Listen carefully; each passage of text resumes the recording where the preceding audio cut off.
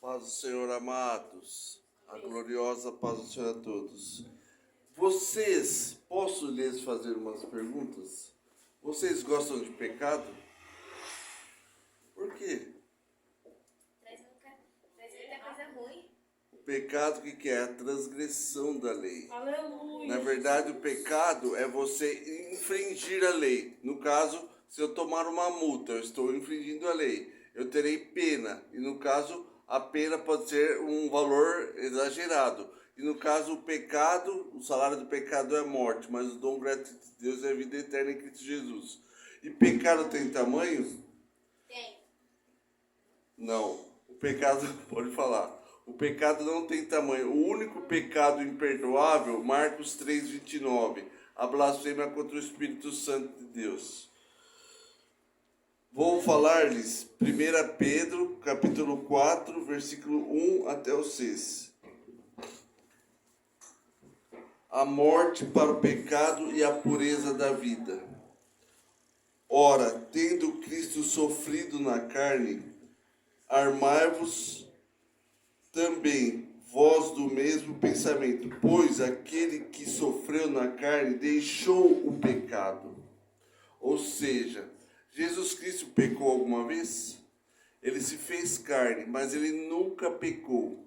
E na verdade, ele é o maior pecador do mundo. Por quê? Jesus Cristo levou nossos pecados, os pecados de todas as pessoas do mundo. Vocês sabem o que eu estava acompanhando hoje? Eu perguntei assim, eu estava vendo no Face, na internet. Alguém tem medo da morte? Ninguém. Vocês sabem quantas pessoas morrem por segundo? Milhares de pessoas. 115 mil pessoas mais ou menos morrem por dia no mundo. Nós temos 8 milhões de pessoas. Alguém tem medo da morte? Alguém pensa na eternidade, a não ser os cristãos, a não ser as pessoas que querem fazer a vontade de Deus? É difícil falar isso, né? Mas no caso, a gente tem que pensar o seguinte: se morremos com Jesus Cristo, estamos salvos. Agora, sem Jesus Cristo, nós morremos, nós vamos para o inferno. O inferno será lançado para o fogo, lago de fogo eterno, né? E alguém pensa, no caso, nisso? A pessoa, eu fiz até um vídeo, no caso. Alguém pensa na morte? Alguém pensa na morte? Sabe por que as pessoas não pensam na morte? Porque não foi uma pessoa próxima a você que morreu. Foi uma pessoa lá do outro lado. Geralmente morre um parente nosso de outra cidade, um amigo nosso de trabalho. Alguém já teve aqui essa experiência? Estava trabalhando, teve algum parente, do alguém que trabalha contigo, alguém que trabalha com você morreu? É difícil a gente acompanhar isso, né? Mas nós, no caso, não tememos a morte. Mas nós estamos preparados para a vida com Jesus Cristo na eternidade, né? Então, ele morreu, o maior pecador foi Jesus Cristo. Vamos ler o versículo 2 agora.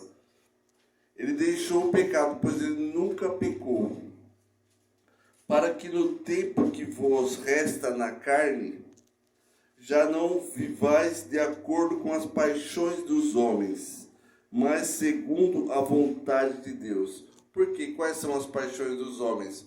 Os homens gostam de bebedice, de glutonaria, gostam do pecado, pois o pecado é prazeroso. E o inimigo das nossas almas, que é o diabo, o que ele faz? Ele vem e oferece nos pratos, você não consegue dizer não, não, não. Aí o que você faz? Você peca, você erra. E depois vai ter uma consequência para contigo. Mas na verdade, o que você tem, como a irmã disse, o Paulo, quando ele disse assim, quando eu estou fraco, eu estou forte. Era o apóstolo de Jesus Cristo, que era perseguidor da igreja, mas no caso ele se tornou o maior apóstolo, o único apóstolo, digamos assim, da genealogia de Jesus Cristo. E no caso ele foi quem? O maior escritor das cartas. O porquê? Porque Deus tinha um plano na vida dele. Vocês podem ver, como no meu caso, o caso do Paulo. Eu fui ultrajado como uma pessoa que viver vegetando. Porém, contudo, entretanto, estou muito bem para a glória de Deus. Aleluia. Estou falando, eu não falava. Estou de pé, eu não poderia ficar de pé, mas o Todo-Poderoso Deus agiu na minha vida. E como a gente vê uma pessoa que Deus tirou lá do fundo do poço, que foi o apóstolo Paulo, que era Saulo, perseguidor da igreja, e dizia ser certo, estar fazendo a vontade de Deus. E de repente, no caminho de Damasco, teve um encontro com Jesus Cristo o chamou de Paulo. Em nome de Jesus, né? O nosso Deus, ele levanta do monturo o necessitado, levanta do monturo quem está aflito e angustiado, em nome de Jesus. Versículo 3. Porque basta o tempo decorrido para teres executado a vontade dos gentios, tendo andado em dissoluções, concupiscências, borracheiras, orgias, bebedice e em detestáveis idolatrias. Quem já não pecou aqui?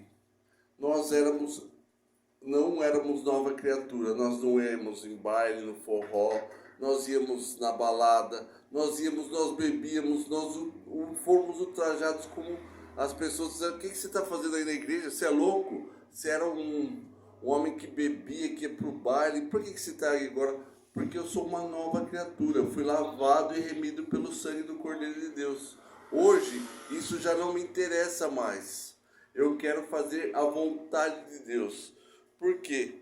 O Evangelho, o que é? É a renúncia, é você renunciar ao seu eu. É fácil você renunciar ao seu eu, à sua vontade? Todos nós temos sonhos, temos desejos, porém, contudo, entretanto, quando Deus está na nossa frente, o nosso desejo é fazer a obra de Deus, ver almas se rendendo aos pés do Senhor, ver as pessoas se prostrando, adorando, glorificando ao único e eterno Deus. Não é assim? Mas no caso, as pessoas lá do mundo, elas querem o quê? Elas querem bênçãos financeiras, querem, no caso, eu tenho uma faculdade, você vai ter MBA, pós, você vai ter várias pós, MBA, doutorado, mestrado, mas para que isso? Aí acaba essa pessoa que você encontra, que eu estou falando-lhes, ela acaba se mendigando hoje na rua. É isso, não é verdade? No caso, um doutor, um médico, um engenheiro hoje, você vai ver hoje, ele tem mestrado, tem doutorado, só que ele está na rua mendigando. Por quê? Foi um erro dele. O homem quer ser acima de Deus, o homem quer se tornar como Deus, né? Porém, contudo, entretanto, o homem só tem a se prejudicar, porque vocês viram agora que os homens estão criando úteros para gerarem filhos. Como pode isso? Um homem querer criar úteros eletrônicos. O homem quer ser Deus e se controlar a temperatura do planeta. Para que isso? Porque o nosso Senhor não é o Senhor dos tempos. E por que o homem quer se tornar Deus? Por que o homem já desde o começo, né? Da época da Grécia, eles se achavam gregos. Aí diziam que iam para uma outra fase da vida, mas no caso importa-nos adorar, glorificar, louvar ao Todo-Poderoso Deus, né? Versículo 4.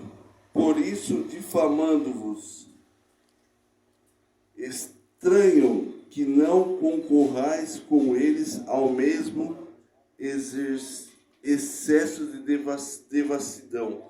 Portanto, o que significa isso? Que eles estranham que a gente não gosta do que eles gostam. Eles falam assim: por que você não vai no bar tomar uma? Por que você não vai lá no sambinha, lá no rap? Você não vai curtir a carne? Porque o meu desejo não é adorar, glorificar a carne. Meu desejo é glorificar ao meu Deus. Porque os que estão na carne, Romanos capítulo 8, versículo 8, né? Porque os que estão na carne não podem agradar a Deus. Mas importa-nos agradar a Todo-Poderoso Deus, fazer a vontade de Deus. Este é o meu maior prazer, para a honra, glória, louvor, adoração do único e eterno Deus. E por que, na verdade, as pessoas dizem assim? Que tem vários deuses. O Deus do casamento, o Deus da chuva, São Pedro, né?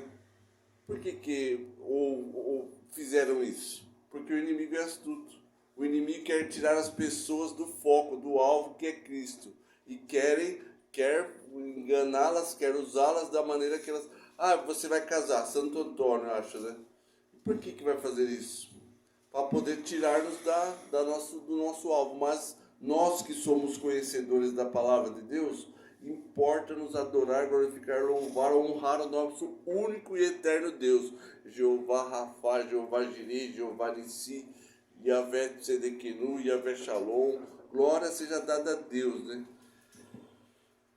E o que acontece hoje? As pessoas estão uma hipocrisia generalizada, né? As pessoas, um quer ser melhor que o outro, um quer se dar melhor que o outro, não tem mais amor ao próximo. Se você vê uma pessoa na rua, importa que você vá lá procurar o que você está precisando de alimento, de água, de uma roupa, mas alguém faz isso? Até nós erramos nessa parte. A gente pensa assim, a gente fica com medo. No caso, eu não vou chegar lá perto dele não, vai que ele me ataque, vai que ele me roube. Nós devíamos amar ao próximo como a nós mesmos. E nós fazemos isso? Nós erramos. E as pessoas que são do mundo não fazem isso, né?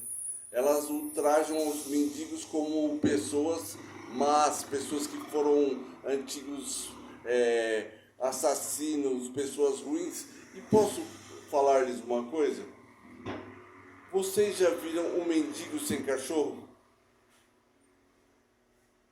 Porque todo mendigo tem um cachorro junto com ele, né?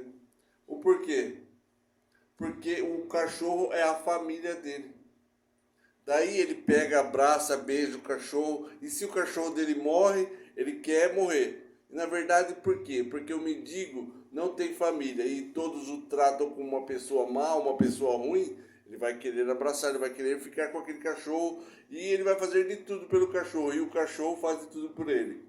Porque o cachorro é amigo do homem, né? Mas no caso, por que o mendigo não tem... Todos os mendigos têm cachorro? Porque é isso que eu estou falando. Ele tem a necessidade de ter uma família e ninguém da família o quer, ninguém da rua, ninguém de nós o quer, né? O trata bem e o cachorro está lá sempre com ele, o protegendo. Portanto, é difícil falar-lhes isso, né? Mas o que acontece? Nós devíamos amá-lo, nós devíamos ajudá-lo, nós devíamos abraçá-lo. Você já parou para pensar se você pudesse, você colocaria um mendigo na sua casa? Você quer tomar um banho na minha casa? Você quer dormir um dia na minha casa? Você quer almoçar com a minha família? Alguém faria isso?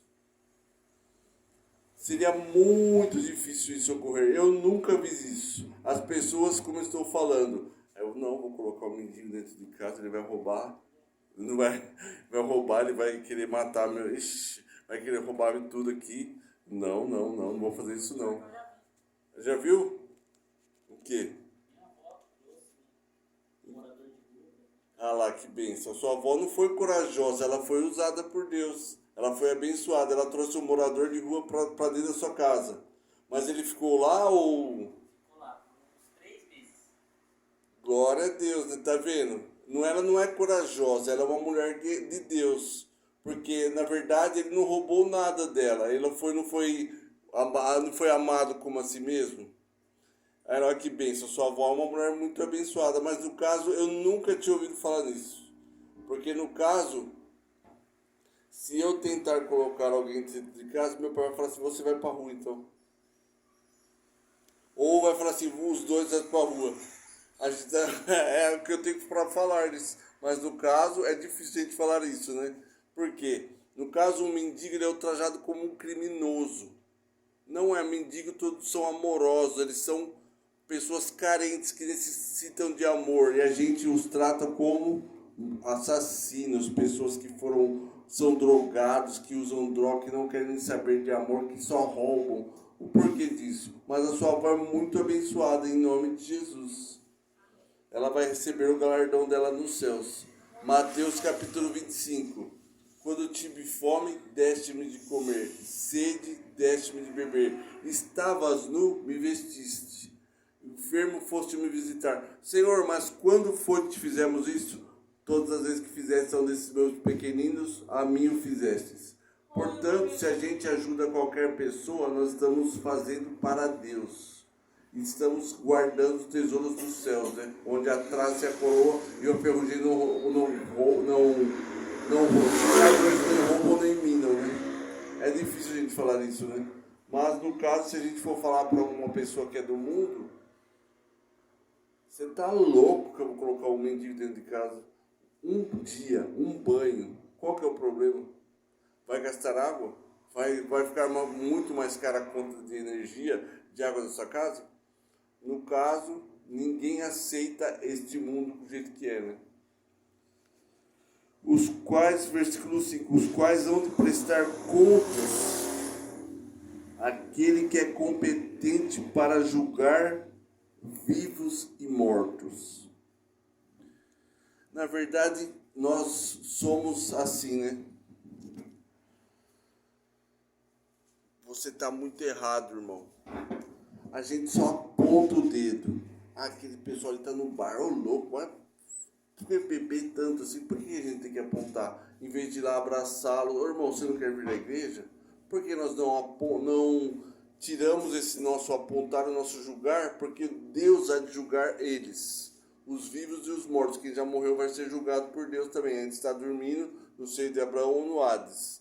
Lucas capítulo 13 e 16 diz isso, né? Mas no caso, o que acontece? A gente vai julgar? Por que nós vamos julgar? Por que nós não abraçamos? Por que nós não o tratamos melhor? Mesmo, como eu estava falando outro dia também aqui. No caso, o meio cristão, o que é? O meio concorrente. O concorrente entre igrejas. As igrejas, elas querem ovelhas. E a gente pega seitas, o que elas fazem? Ah, nós te amamos, nós te abraçamos. Seitas que não são de Deus. Não vou falar nomes, mas no caso elas amam, elas demonstram amor. E nós, os cristãos, quando deveríamos fazer isso, nós acabamos jogando pedras, tacando na cara da pessoa: você erra, você peca, você faz isso, aquilo. Mas não importa, importa que você esteja aqui adorando, glorificando, louvando, exaltando o nosso Deus. E ao invés de, como eu estava falando, no caso, ao invés das pessoas, nós nos unirmos para ganhar almas, fica concorrência entre almas, fica competição para ganhar almas para a igreja. O porquê disso? Porque o homem é ganancioso, né? O homem quer tudo para si. O homem quer Na verdade, uma ovelha gera dinheiro. Aí, na verdade, a pessoa quer a igreja, a pessoa na igreja para trazer dinheiro. Não é isso? Já viram falar do templo de Salomão que tem que pagar para entrar? O porquê esse motivo paga para ter oração lá? Nós não sabemos. Importa-nos que estamos aqui para a honra, poucas pessoas, mas aqui estamos fazendo a vontade de Deus, né? De Deus, que o Todo-Poderoso há de nos abençoar em nome de Jesus. Versículo 6. Pois para este fim foi o evangelho pregado também a mortos, para que, mesmo julgados na carne, segundo os homens, vivam no Espírito segundo Deus. É muito forte essa palavra, né? A gente anda em espírito, nós pecamos, nós erramos, nós somos como eles. Mas no caso nós tentamos fazer a vontade de Deus. O nosso potencial não é errar, não é pecar, porque nós somos conhecedores da palavra. Como o nosso bom Deus já disse, o meu povo perece por falta de conhecimento. Mas o porquê que o povo, desde a época de Adão, no caso, não muda? Um povo que briga, que luta, que sabe que só existe um Deus, mas no caso está sempre teimando, está sempre usando outros deuses para querer ser abençoado. O porquê que acontece isso? Se vocês sabem porquê, qual que é o motivo? O motivo principal é o dinheiro, é a bênção financeira. As pessoas só querem bênçãos financeiras, só querem bens materiais. No caso, vocês podem ver, se uma igreja levantar assim: Vaso, vem aqui, você vai ganhar um carro. Campanha da toalhinha. Campanha do vento. Campanha da pena. Onde disse que isso vai abençoar? Porque A igreja, no caso, também ela trata assim: se você não der a bênção, se você não der o dinheiro, você não vai receber sua bênção. O homem é ganancioso para com Deus. O homem quer se tornar Deus e, no caso, tem agido erroneamente, né? E todo-poderoso Deus, o majestoso, o glorioso, o eterno Deus, o único e eterno Deus, né? Ele há de nos abençoar por o que façamos. Importa-nos adorar, glorificar, louvar, honrar o nome do Senhor nosso Deus, né? Mas como eu estava falando-lhes, o que importa? Que nós não andemos na nossa carne, nós façamos a vontade de Deus, do Todo-Poderoso Deus, em nome de Jesus. É fácil? Não é difícil, porque nós conhecemos a verdade, nós sabemos os mandamentos, nós queremos fazer a vontade de Deus, ou seja, nós já renunciamos o nosso eu. Hoje, nós não estamos interessados em ganhar mansões, ganhar carros de marca Ferrari, Mustang, Polo. Para que ganhar isso, carro? Para que você vai ganhar um carro desse? Imagine o custo que você vai ter na sua vida. Não importa nos ganhar tesouros na terra, onde a traça é ferrugem corroem e roubam, e onde ladrões roubam, né? Importa-nos ajuntar tesouros nos céus. Portanto, vamos ajudar, vamos glorificar, e não vamos apontar os nossos dedos para quem erra, né? Que nós somos conhecedores da palavra, vamos abraçá-los, vamos glorificar o nome do Senhor nosso Deus, e vamos fazer a vontade de Todo-Poderoso Deus em nome de Jesus. Amém? Amém. É difícil? É difícil você agradar a Deus? Digamos que não é fácil, mas porém não é impossível, né? Pois o Todo-Poderoso Deus, Ele nos deixou o nosso Consolador, que é o Espírito Santo, para orientar-nos. Porque Jesus Cristo nos disse que quando Ele subisse, o Espírito Santo desceria. E o Espírito Santo está aqui para nos ajudar, para nos consolar, para que seja feita a vontade de Deus em tudo quer que façamos as nossas vidas. Em nome de Jesus, obrigado pela oportunidade. Amém?